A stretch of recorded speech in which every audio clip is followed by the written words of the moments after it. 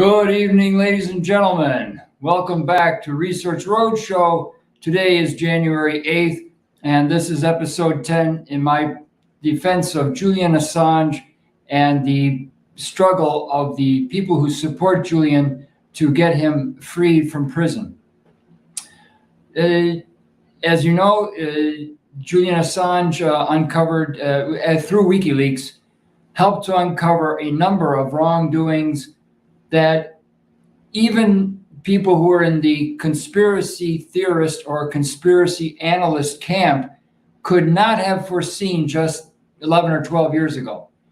Some of these are really mind-blowing, and I'm going to open up talking a little bit about Vault 7. Okay, so I think that the WikiLeaks drop, which is around 9,000 documents, that came out in March of 2017, was, even by our standards at the time for WikiLeaks drops, was significant. A lot of eye-popping details came out about how the CIA actually works. Okay, so let's pull up that screen.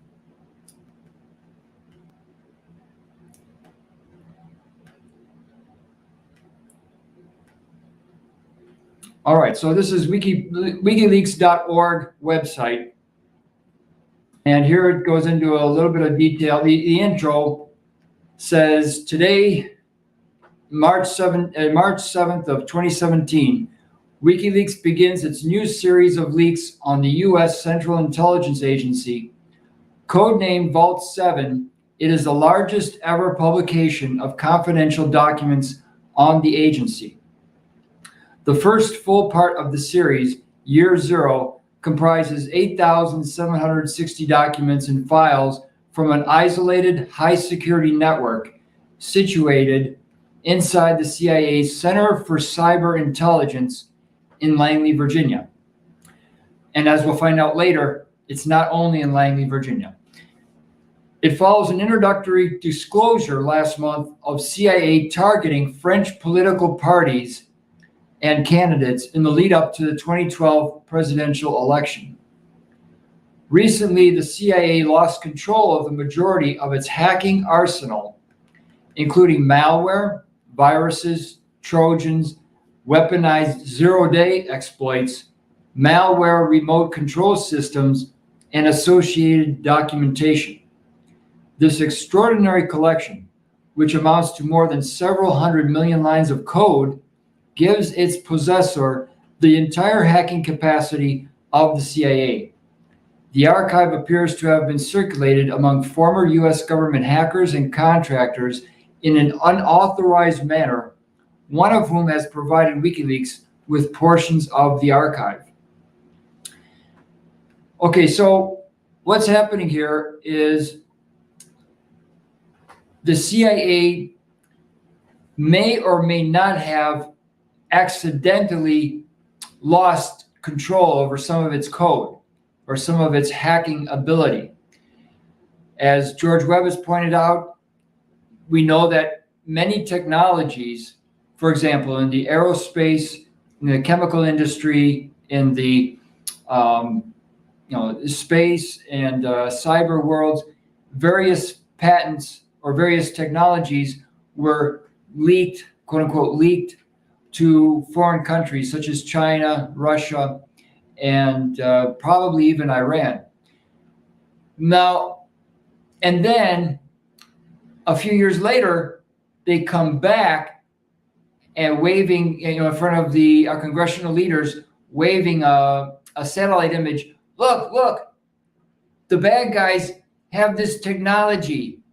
We have to have more budget to stop the bad guys from using this technology against the defenseless Americans. Yeah, but you didn't tell the Congress that you were the guys who accidentally leaked that technology to begin with.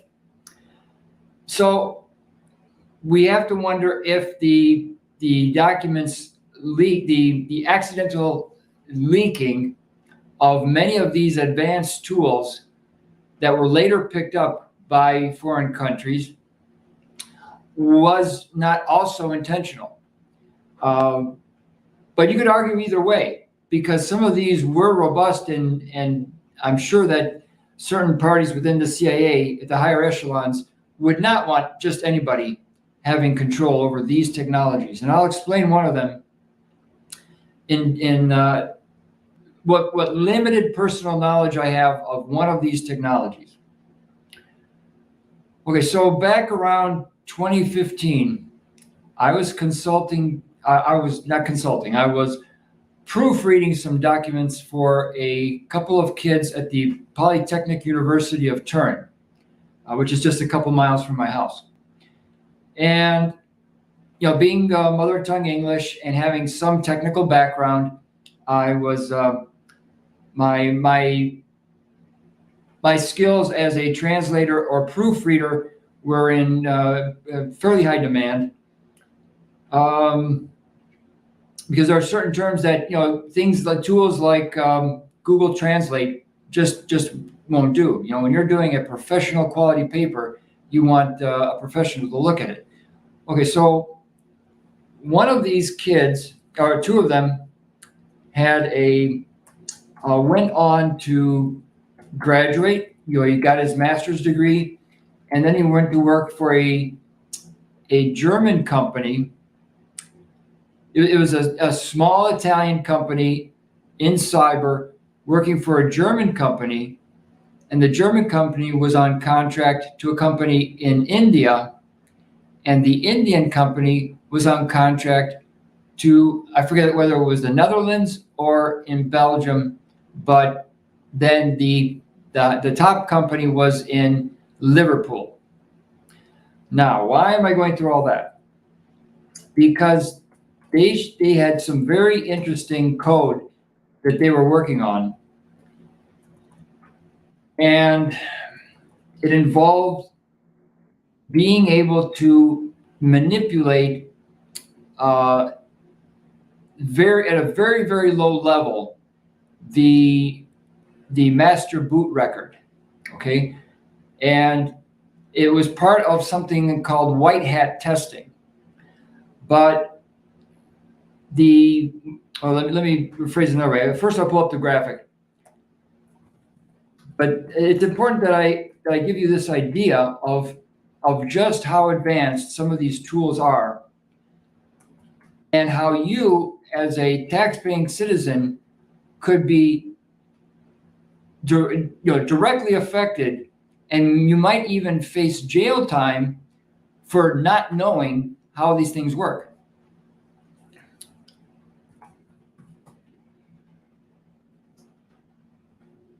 Okay, bear with me here while I find that file again. File management is not my strongest suite.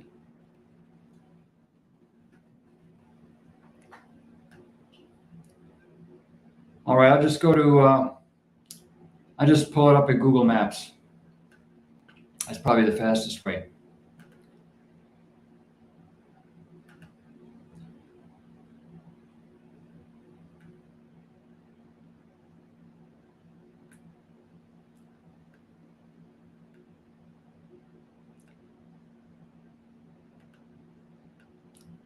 Bear with me here for a minute.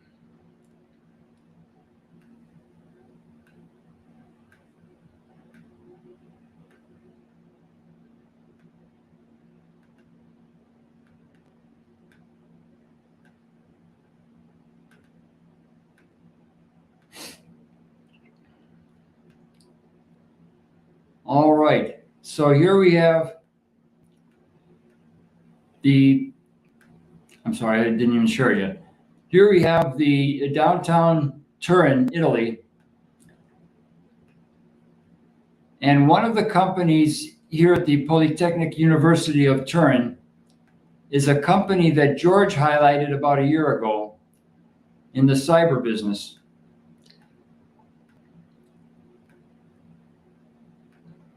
And it's associated with this Centro Nexa. Nexa is part of the 17 goals for sustainability. Nexa is more on the cyber part of it.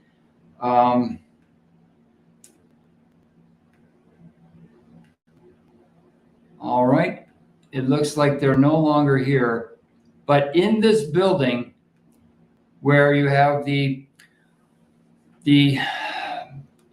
2M conference room or auditorium and the 4M conference room, there's another part here, 2/3 of the building, at least back in 2014, 2015, that portion of the building was dedicated to a Motorola spinoff that was, cannot think of the name right now, but George called it out about a year ago.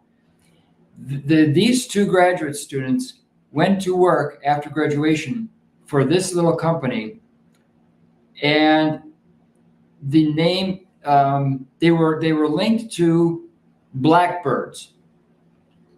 And I learned the hard way that blackbirds was not really a stealth organization, but it was an organization that tried to keep a very low profile.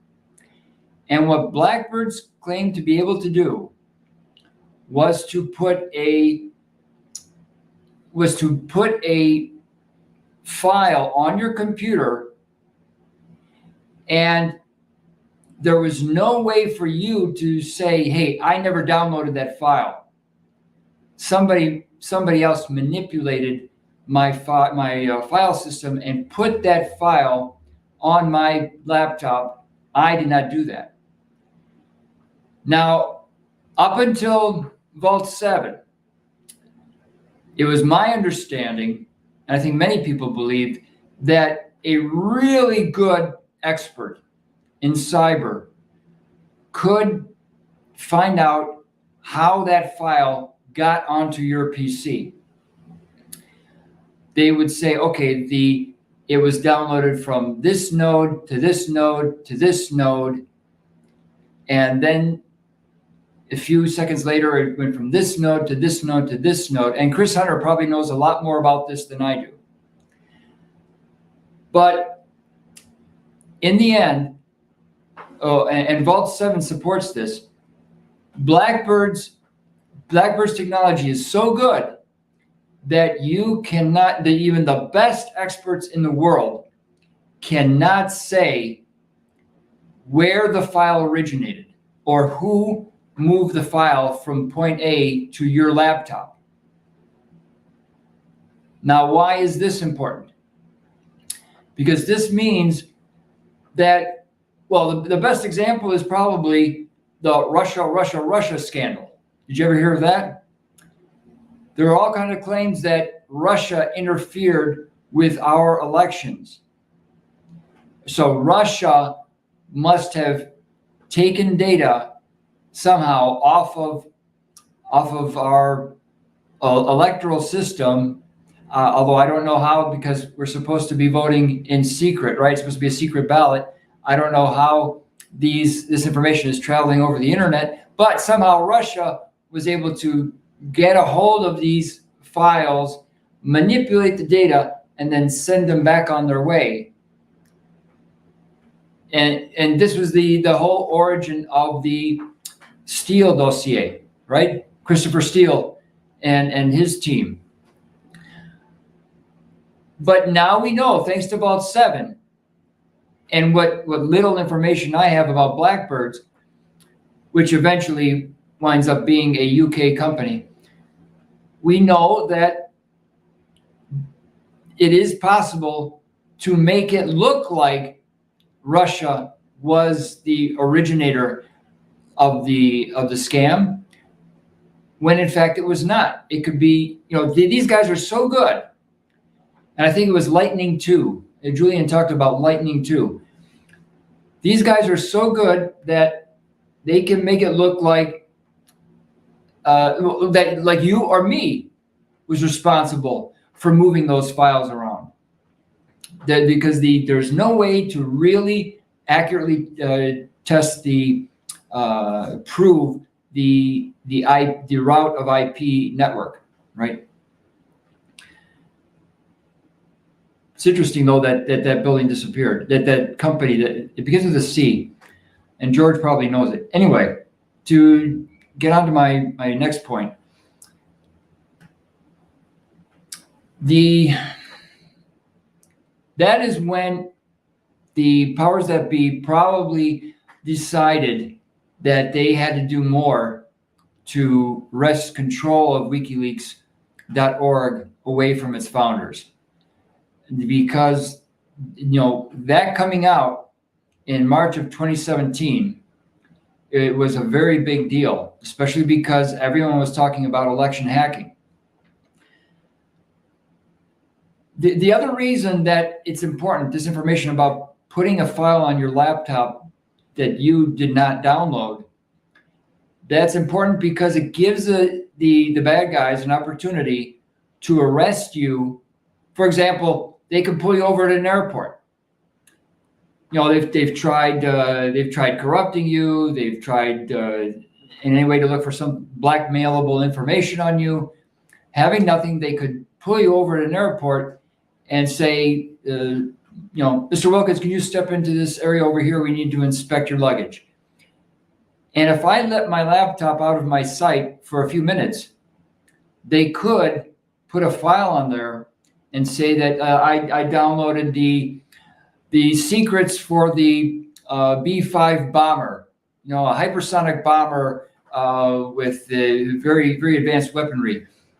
They could say that I downloaded or somehow was trying to sell this information to a third party. And I'd be like, wait a minute, I've never downloaded any of those secret files. I don't even know how to get into someone's secret, some of these top secret databases. How would I have those files? They said, well, Mr. Wilkins, it's on your computer.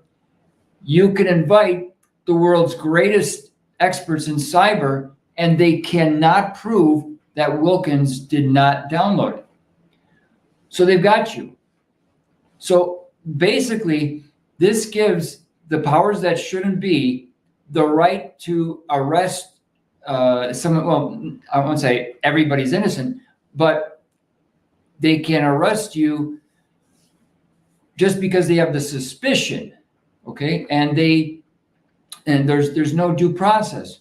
They can say, well, we know Wilkins is a bad guy, and we know he's always downloading information about bombers. So we're going to put this file on his PC just as a safeguard, so to make sure he goes to prison, because we know he's a bad guy. This kind of capability nobody should have. Nobody. Okay, now I'm going to go into a short video. It's a cute little video, but it has a very profound impact on what we're talking about here and why they're so upset with Julian Assange.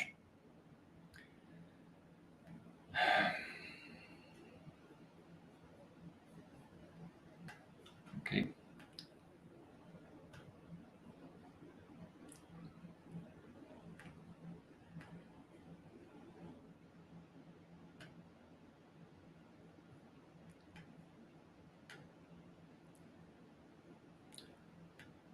Mr. Burnside. Thank you. You're sitting in seat 2A. I wonder who will be sitting next to you in seat 2B. Your seat, sir. Hey. Thank you. Good evening. Good evening. It's Henry Kissinger. Ready for a good chat?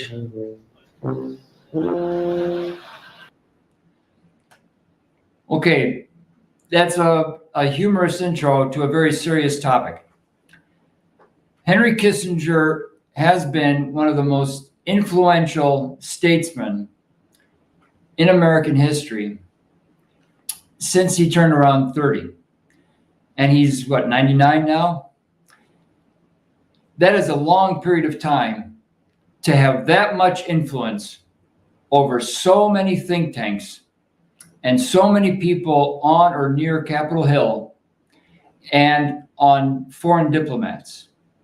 That is a high concentration of power in a single individual. Another reason that Vault 7 was important is, well, it's the same time frame. I'm not sure if it was exactly Vault 7 or the next one or the earlier drop, WikiLeaks drop, but the reason that something else came out in that period of time, which gave a black eye to a certain Eric Schmidt. Eric Schmidt, as you might recall, was for a long time the CEO of Google. In fact, I think he came in roughly around 2005, and to take charge at the helm of the growing but not yet enormous firm called Google. And he remained CEO, I think, up until around 2016 or 2017. I'm not sure if it was before or after this that he gave up as he was no longer CEO of Google. But for sure, that in that period around Vault 7, the WikiLeaks drop around the time of Vault 7 gave a big black eye to Eric Schmidt. Why is that important? Okay, so here we are later in the video.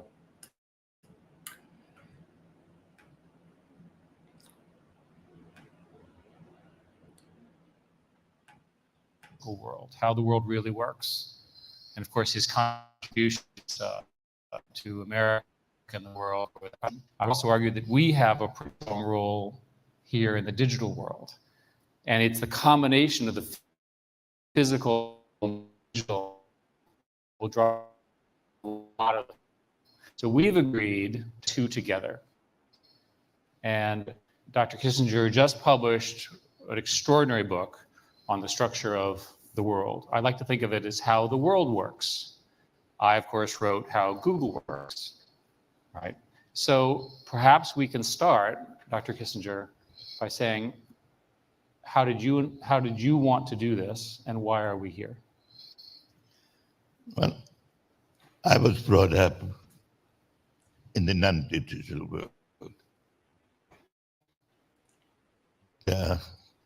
While I've learned some of its instruments, my thinking is shaped by the period before the interconnected world.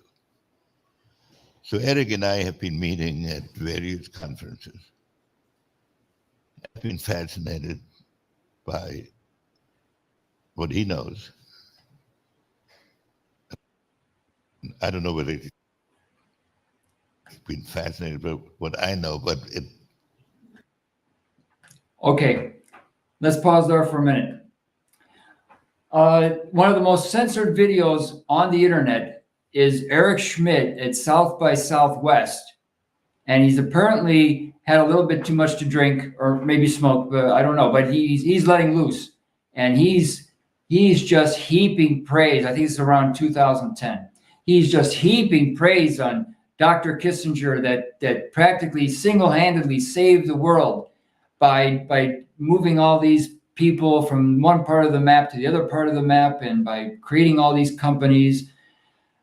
And there's no doubt in my mind that Eric Schmidt was handpicked by Dr. Kissinger to head up Google, because Google was the key to a lot of the deep state's intentions for the transitional period, okay, between roughly 1996 and 2050. Google was key because, and that's why Google dominates the search engine market, okay?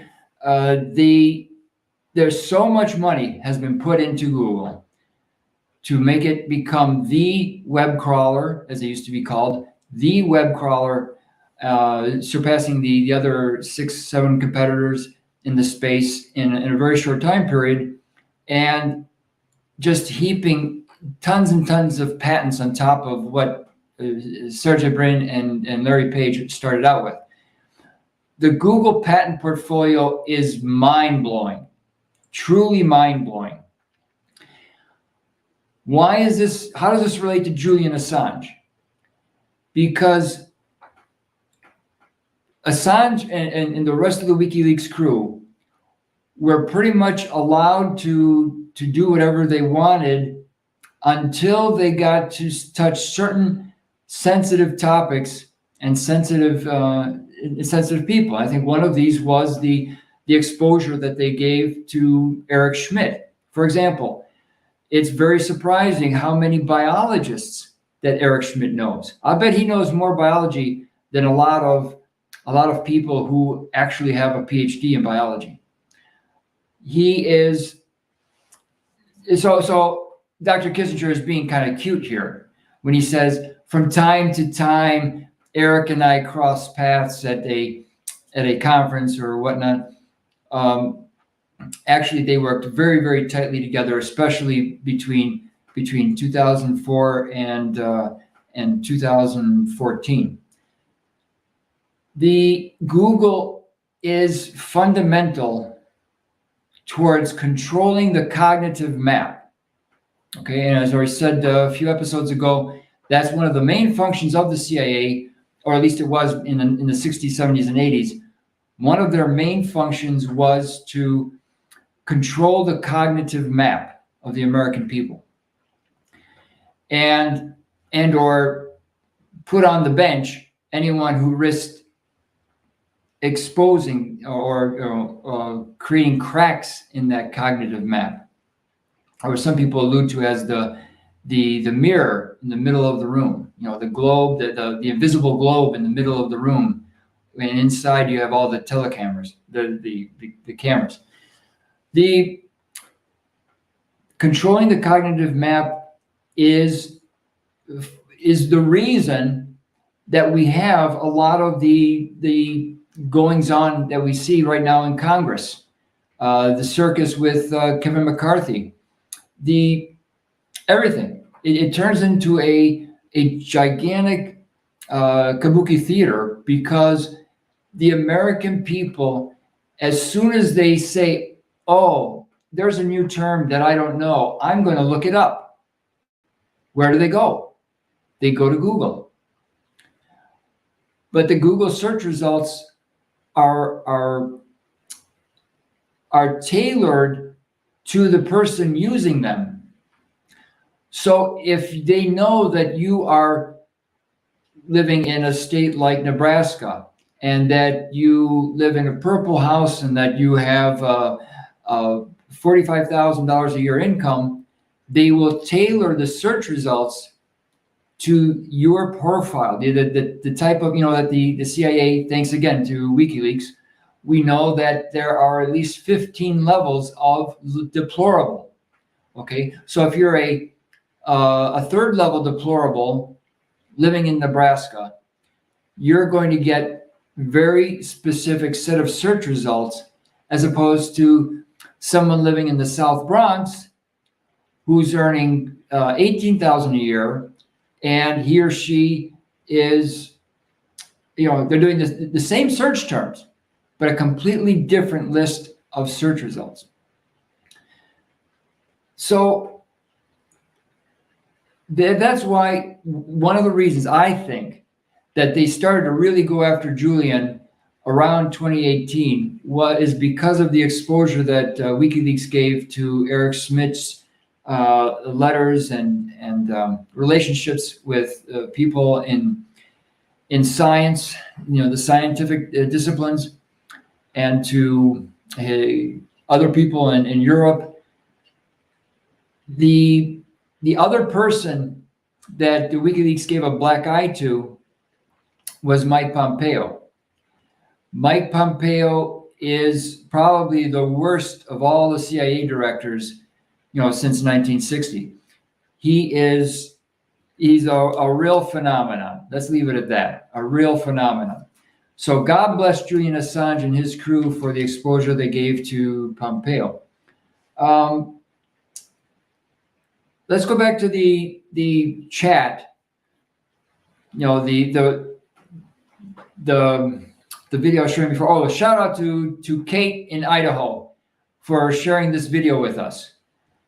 This is really a great video, because I will send all of you by email links to all of these videos and the sites that I'm putting up tonight and for last week.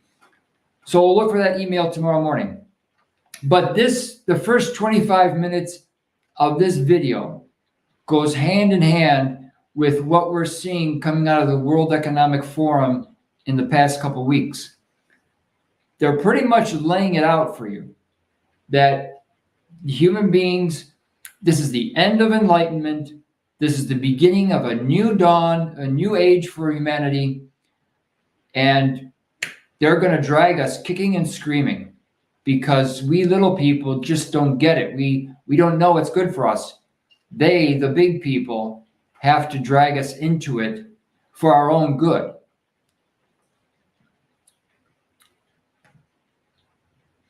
And only since about the mid 17th century, when there was a 30 years war in Europe that killed a third of the population with conventional weapons. And then a group of leaders got together in the Westphalia in Germany with the Catholic leaders in one town and the Protestant leaders in another. Very few names of these leaders have survived, but they constructed the system that has lasted since then.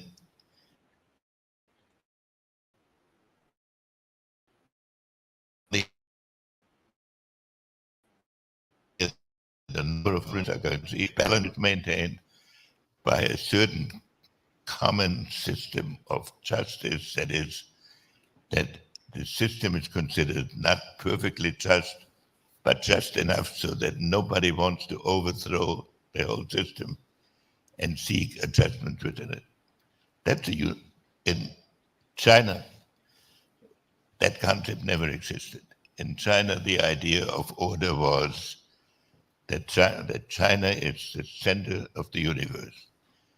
And every other state that existed in the world was related to China in some kind of a tributary system. That you could never really become Chinese, but you could have a closer or less close relationship with China. Then in the Islamic world, there was this, what I would call a theocratic system that determined the hierarchy.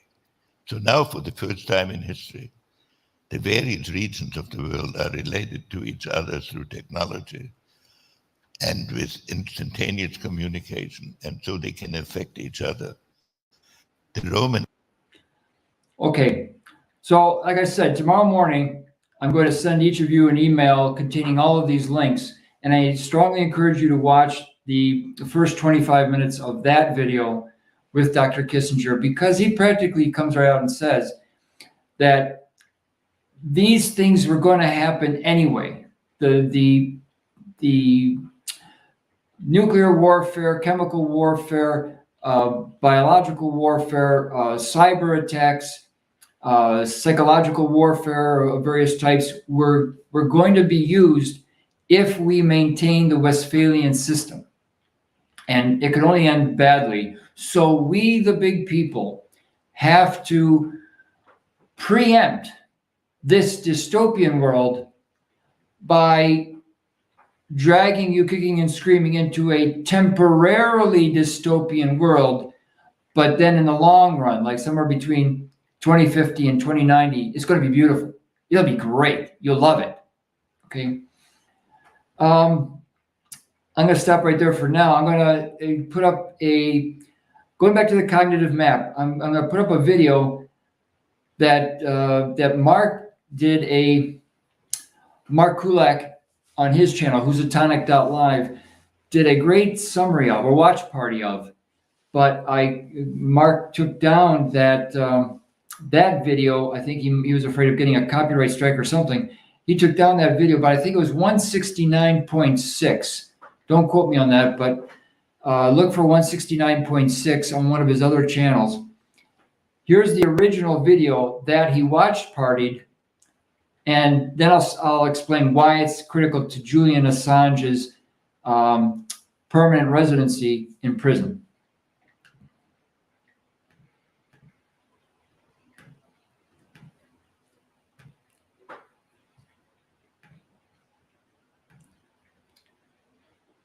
And And shout out again to Mark, because this is a great video.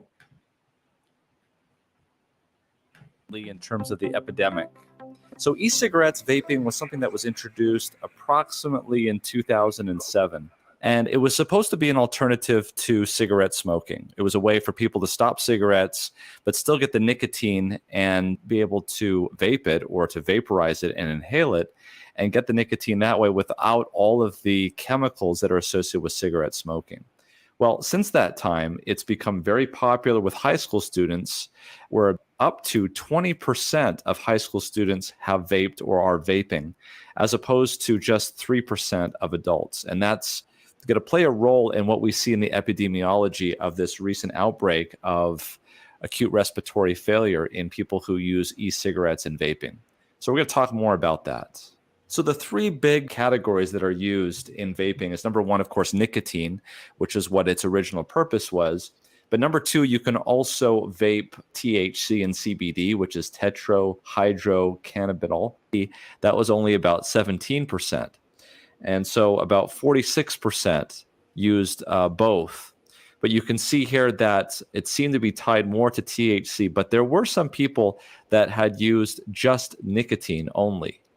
So what was it? We don't really know exactly what is going on in these actual vaping machines. Of course, these vaping machines are battery powered. They superheat up the liquid and oils in there to a vapor so that you can inhale it. And this is so heterogeneous. There are people that are buying these online. There are people that are getting it from home brews. There are people that are getting it from legitimate manufacturers. And the reaction of the lung to whatever it is that's in the solution is not exactly the same, because there have been reported many different types of patterns. For instance, there's been acute eosinophilic pneumonia. Okay, so there's also been organizing pneumonia. There's also lipoid pneumonia, diffuse alveolar damage, ARDS, which is acute respiratory distress syndrome. There's diffuse alveolar hemorrhage. There's hypersensitivity pneumonitis and giant cell interstitial pneumonitis. And all of these have been associated with vaping. So needless to say, the investigation is still ongoing, but I want to draw your attention to a couple of articles that were recently published that shed some light on it and gives valuable information to healthcare providers when treating these kind of patients. This article was published on September 6, 2019 in the New England Journal of Medicine. And this article went back, did research retrospectively, looked at patients that were admitted to the hospital, and found out to have e-cigarette or vaping related lung disease to see what the symptoms were of those patients so they could better care. Okay, I want to pause there real briefly to point out that this video was made in September of 2019. September of 2019. Keep that in mind. Characterize them. The other article that you can see as well that is in the same journal is this editorial that was published by David C. Christiani. It's also very helpful. I will put the links to both of these articles in the description below. So in the article, what they did was they took the present time, which was around July, August of 2019 at the time, and then they looked back all the way to January 1st of 2018, looking for admission criteria that met the type of syndrome that they were looking for. And as an increase in the number of patients that were being admitted with these kind of symptoms. And what they found was that, for instance, in July of 2019, there was twice as many people coming to the emergency room as there were in the same months a year earlier.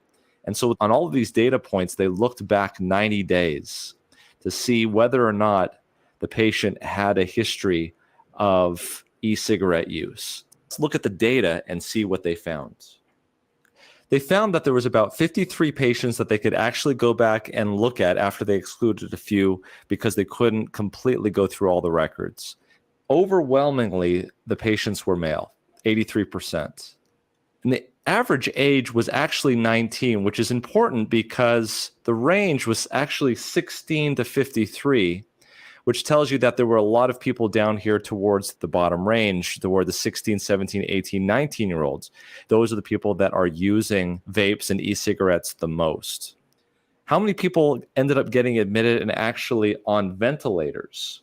So 94% were hospitalized, and 32% actually were severe enough to get on the ventilator. Now, that's a significant amount. So we're talking about a serious, serious illness. Okay. Why is this so important?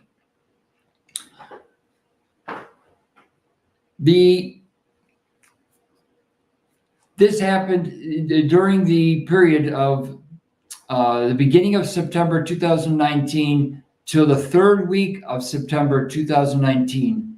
There was a huge rise in the number of hospital visits, emergency room visits, due to vaping-related illness, and primarily the lungs. And it's not like 10% or 20%. Over that 3-week period, it jumped 600% in the United States. And it was an identical 600% across all age groups, 16 to 26, 27 to 37, 38 to 48, all age groups, an identical 600% increase in vaping-related illnesses in a 3-week period in September of 2019, just 4 months before COVID hits. And Mark does an excellent watch party. I'll put this in the comments as well. Mark does an excellent watch party of this and a couple other videos in 169.6, explaining that this could explain most of the excess deaths that were attributed to COVID. But it is very, very, very, very hard now to find information about this video, the actual data behind this video that I'm showing right now. It is very, very hard. I'm trying to go back and get data that I saw related to vapes 2 years ago, and I can't find them anywhere. For Italy, I'm just talking about for Italy, because I was associated a little bit. 3 of my friends converted from smoking regular cigarettes to vaping between 2016 and 2019. And so I was already 2 years ago concerned about these vapes. The fact that Google is making it very hard to find statistics about this phenomenon that could explain all of the excess deaths attributed to COVID means that Google has incredible power over the information that you can see and pass out to other people. It's just dawning on me now how powerful Google is, and how powerful are the people that decide, that are, designing the algorithms. There's a reason that Google hires the best of the best, the very best mathematicians, the very best experts in economics, in genealogy, the very best in a number of fields go to work for Google, and Google can afford to pay them 20 to 40% more than what the other master's candidates are getting when they graduate. So I'm going to wrap it up here. Why is Julian Assange being attacked, and WikiLeaks in general?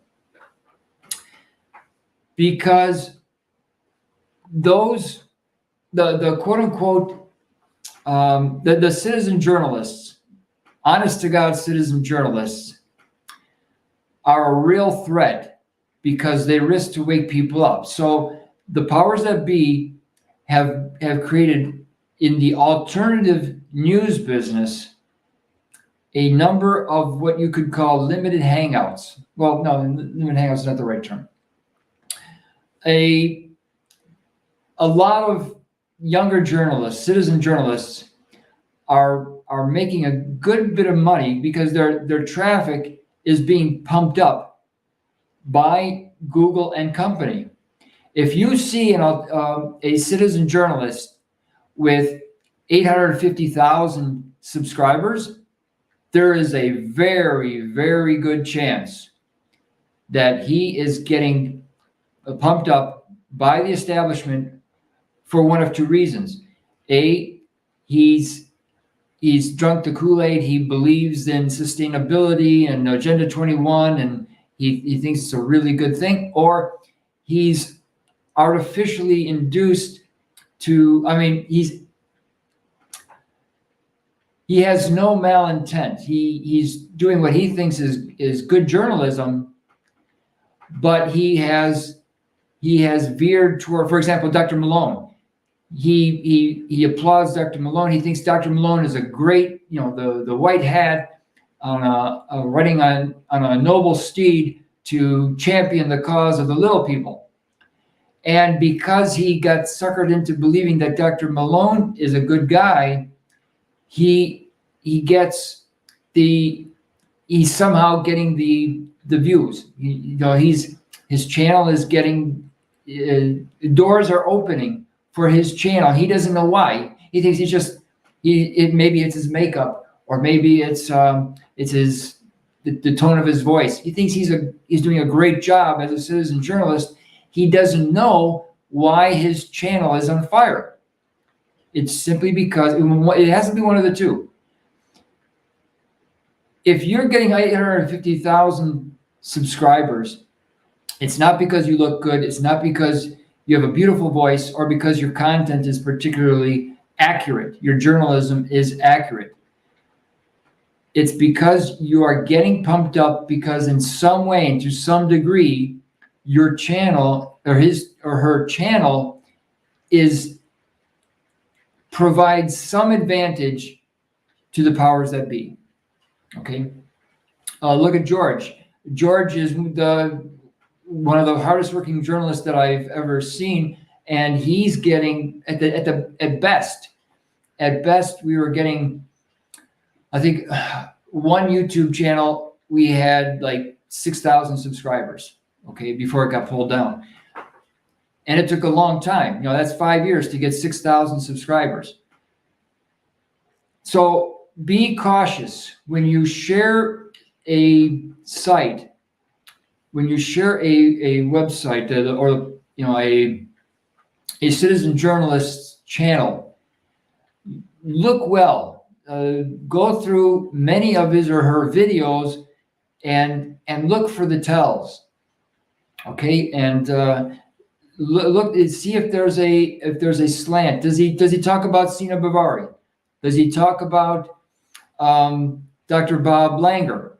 Okay, if they're not talking about certain topics, then there's a good chance that they're being used. All right. Anyway, like Julian Assange always says, keep fighting. The bad guys have not won yet. Life is good. We find ourselves on this earth for a reason. And I think that my particular reason is I want my kids and my grandkids and my great-grandkids and all of their friends to be human beings.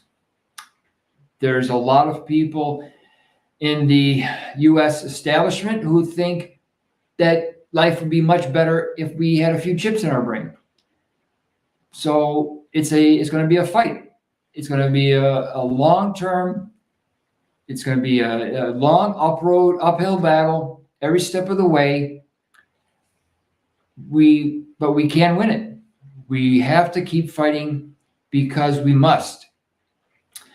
Thank you for listening to my jaw-jabbing, and thank you for your patience with all of these lost files.